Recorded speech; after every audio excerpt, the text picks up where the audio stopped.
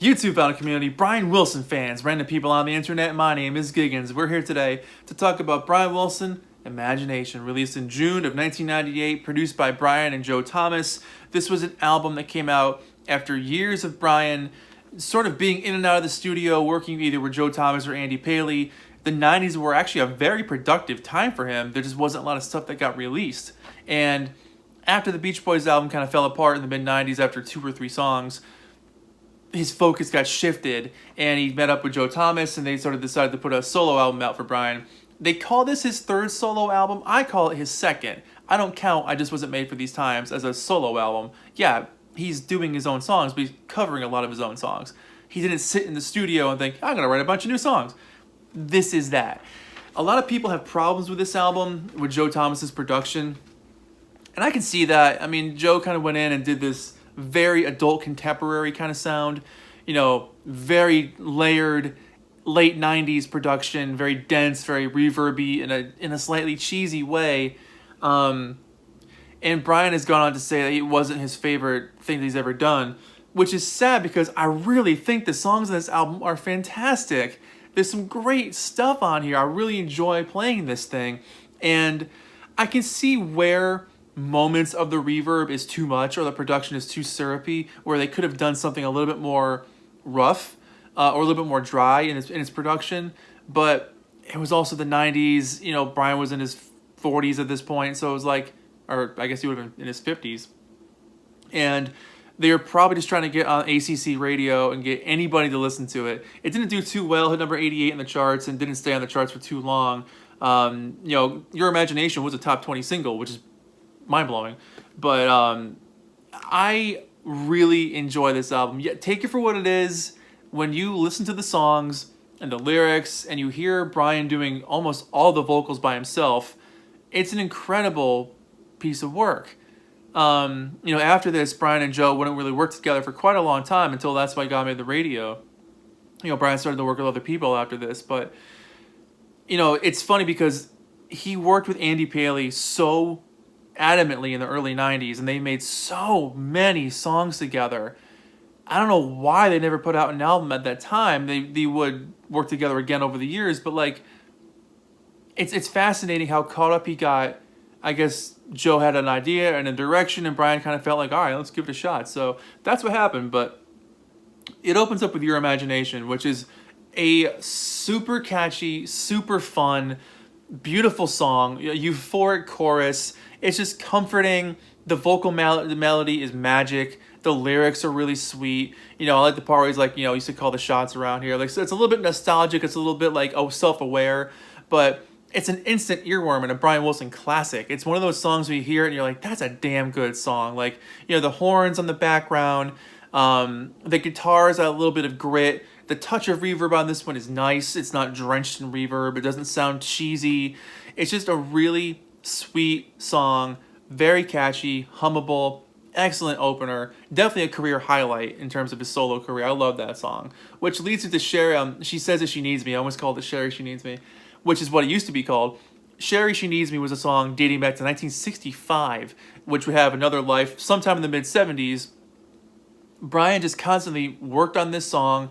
He would change the lyrics around. He would give it another try, and it just never happened. It was supposed to be a Beach Boys song several times. It just never happened. And in the late 90s, they got it right. And I love this version. It's beautiful.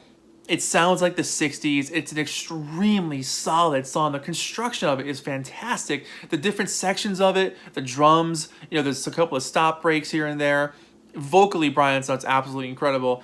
It's just, it harkens back on that nostalgia of why you fell in love with the Beach Boys in the first place. Hearing a song that was meant for them, but never released, and hearing Brian was more mature voice in the late 90s, it's definitely got that like, oh man, it's a great damn song feel. They capture lightning in a bottle with this one. South American, which was actually a single, which blows my mind. Peppy rock, chimey guitars. Brian's vocals are ecstatic on this one. You can hear him like really enjoying it. I love how the chorus kind of travels on for a while. I think it's pretty fun. And the lead on the bridge is really cool before heading into that hey-oh kind of line. Good song. Up next is track 4 with Where Has Love Been? Lyrically, it's a pretty interesting song about looking back and seeing where you've been and acknowledging your present and wondering if there's a future. Really heavy reverb on this one. It's a little too much. Like, it's a good song, but I think if they scaled back the reverb, it'd be a lot more interesting to listen to. And then you get a remake of Keep an Eye on Summer, which is one of my favorite early Beach Boys songs. And they do a great job. Again, a little heavy on the reverb, but the sparkle is there. The magic is there. I like that Brian revisits a couple old Beach Boys songs on this album because he picks songs that weren't necessarily hits. I mean, Let 'Em Run Wild was an album track, and Keep an Eye on Summer was an album track. And he just he slightly reimagines them. It's nice hearing him sing these songs as an adult, kind of looking back on these songs and realizing, like, man, I heard some great stuff when I was 22. You know, it's unbelievable, and kind of updating them here and there. But, you know, the production on this song is enough to drive home the nostalgia. I think that's kind of what it's intended for. It's a great rendition of it. And then Dream Angel is next, and this is really cool to hear acoustic guitars as the main instrument because, you know, Brian's a piano guy. So whenever a guitar comes out, it's pretty cool. But big warm vibes on this one. It's just an infectious track. It could have been a single. It's got all the markings of a successful pop hit. So it's one of those wonders of, like, oh man, they should have done it, you know? Up next is Cry, and this is a really fascinating song. The use of empty space on this is moving. It's a very bluesy ballad with great harmonies. The chorus is perfectly sad without being cheesy or mournful. It's sort of self-aware, which I've said that a couple of times on this review, but I feel like a lot of the songs have that, like, acknowledging where you're at and acknowledging your feelings and letting them just be feelings and not pushing them away. It's a really touching song, and I almost feel like it's got kind of a cool sadness to it, as weird as that is to say. Up next is track number 8, a song that Brian dedicated to Carl Wilson called Lay Down Burden. A gentle song that leads to one of the most simple and memorable choruses of his entire career. It's something that will stay in your head forever. It's a beautiful, gentle, spiritual song that you just feel in your soul. He did a fantastic version of this song. I guess just presenting the song, I should say. It's a moving piece and definitely a career highlight for him.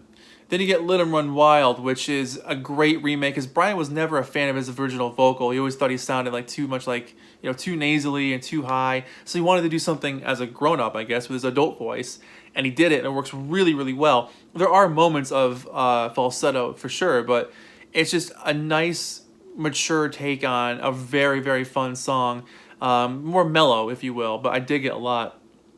Then you get Sunshine, and I like how Brian holds some of these notes, like vocally, he like kind of hangs on to them, which is really nice. You can hear him having a good time, but it's just an upbeat, happy song. It literally sounds like a sunny day. They capture that feel of what Sunshine's kind of like. If you're in a good mood and the sun's out, you know what that feeling is like.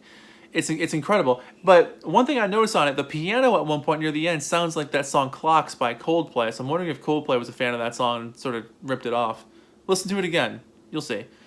The album ends with Happy Days, which is easily one of my favorite songs on the album. It starts off with My Solution, the 1970 Halloween song. He took that music and made this real creepy, eerie thing that blasts into this absolutely soul-searching euphoria, and you get lost in this music, this totally perfect build-up to this excellent chorus, you know?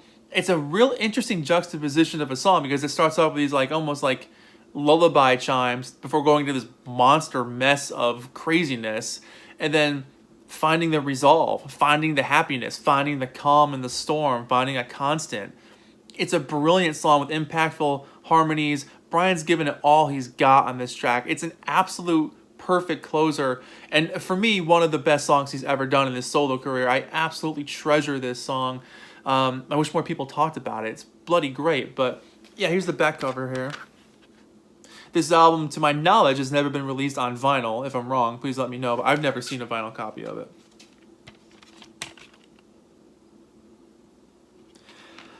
Imagination is an album that I feel people sleep on purely because of the production. And I feel like that's slightly unfair, because the songs themselves are really, really good. There's not a bad song in the bunch. To be totally honest with you, there's not one bad song on this album. And I can see if there was just less reverb, I think it would be perfect. It would be one of the best things he's ever done. But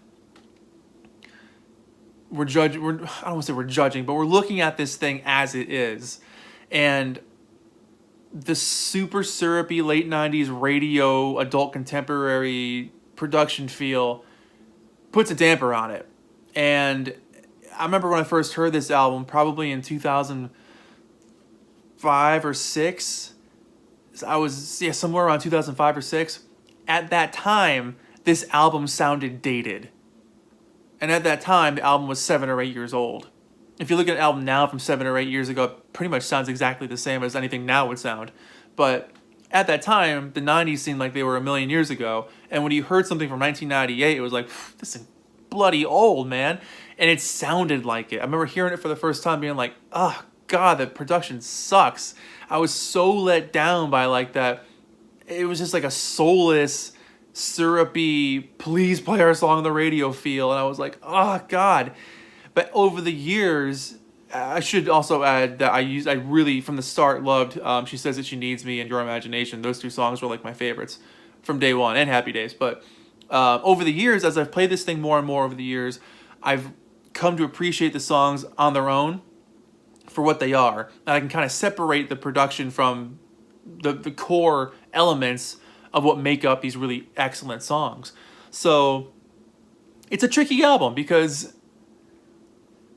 a part of me is still kind of like, oh, the production. Then part of me is kind of like, well, it was the times. You know, if you put on Oingo Boingo or the Psychedelic Furs, like it sounds like the 80s. Like you're going to hear the 80s. This came out in the 90s. It's going to sound like the 90s. Like it's just how it goes. Music sounds like when it was created. That's just how it goes. So for me, I adore this album. I think it's freaking great. I think more people should talk about it. 8 out of 10 for me, hands down. I think it's awesome. My only criticism is taking down that production. If they could remaster it or reissue it with like a slightly drier production, kind of like how That Lucky Old Sun or Present Smile would sound, I think they'd have an absolute classic on their hands. And to me, this is a great Brian Wilson album. So there you go, 8 out of 10. What do you guys think about it? Very curious to hear your thoughts on this. That's it. My name is Giggens. This has been Brian Wilson's Imagination.